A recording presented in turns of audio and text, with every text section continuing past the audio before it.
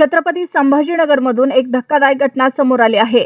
विवाहित शिक्षिकेवर लैंगिक अत्याचार केल्याप्रकरणी पोलीस उपनिरीक्षक हरीश खटावकर यांच्या विरोधात गंभीर गुन्हा दाखल करण्यात आला आहे. या प्रकरणामुळे राज्यभरात संताप व्यक्त केला जात आहे. पीडित महिलेनं दिलेल्या तक्रारीनुसार कौटुंबिक वाद सुरू असताना आरोपी PSIशी तिची ओळख झाली. त्यानंतर मदतीचे आश्वासन देत आरोपीनं तिचा विश्वास संपादन केला. मात्र त्याच विश्वासाचा गैरफायदा घेत घरात, लॉजमध्ये आणि इतर ठिकाणी वारंवार लैंगिक अत्याचार केल्याचा आरोप महिलेनं केला आहे. इतकंच नाही तर या काळात आरोपीनं महिलेला धमक्या दिल्या, मारहाण केली आणि कोणाला सांगितल्यास गंभीर परिणाम भोगावे लागतील अशी भीतीही दाखवल्याचा आरोप तक्रारीत करण्यात आला आहे. एका घटनेत महिलेला कारमध्ये बसवून मारहाण केल्याचा आरोपही करण्यात आला आहे.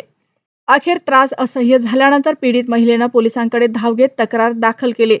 तक्रारीनंतर संबंधित पोलीस अधिकाऱ्यांविरोधात गुन्हा दाखल करण्यात आला असून या संपूर्ण प्रकरणाचा तपास सुरू आहे.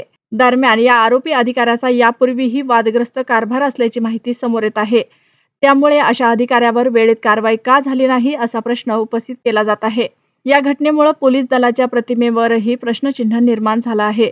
कायद्याचं रक्षण करणाऱ्या अधिकाऱ्यावरच असे गंभीर आरोप झाल्यानं नागरिकांकडून संताप व्यक्त केला जात असून दोषींवर कठोर कारवाई करण्याची मागणी होत आहे.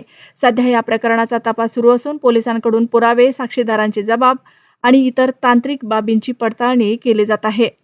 तपासानंतर पुढील कायदेशीर कारवाई केली जाणार आहे.